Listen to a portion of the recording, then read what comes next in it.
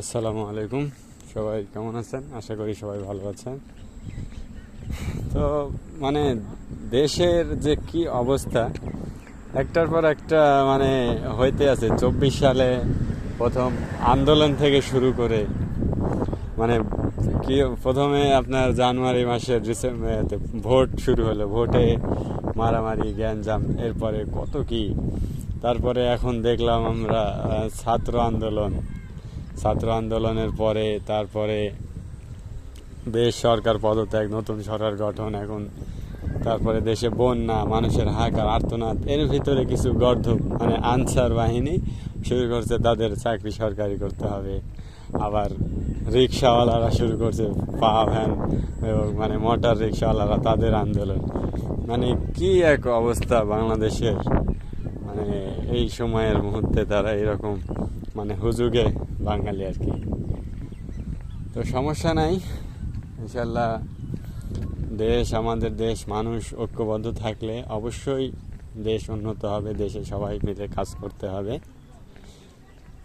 আমাদের এখন দেশের যে প্রধানমন্ত্রী, এখন প্রধান উপদেষ্টা ডক্টর ইউনূস সাহেব, তিনি অনেক বিশিষ্ট একজন নামি দামি ব্যক্তি, বিজনেসম্যান।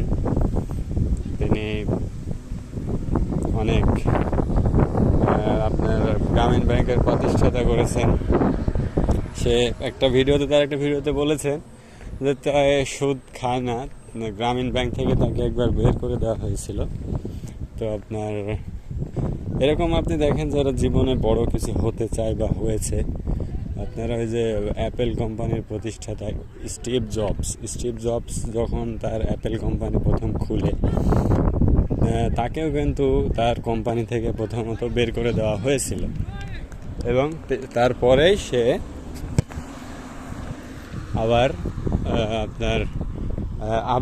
সে পরবর্তীতে কোম্পানিতে এসেছে।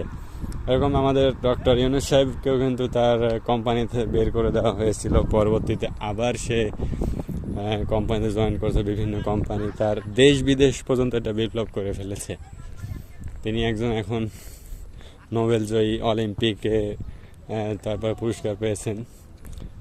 পৃথিবীতে যে 7জন ব্যক্তি আছে তার মধ্যে তিনিও একজন। তো আশা করি আমরা দেশে ভালো কিছু একটা দেখতে পাবো, ভালো কিছু হবে আর কি ইনশাল্লাহ। কারণ আমাদের দেশে এখন দেশ তো মনে করেন চালাচ্ছে চা বিক্রেতা নয়, নোবেল জয়ী দেশ চালাচ্ছেন, ঠিক আছে?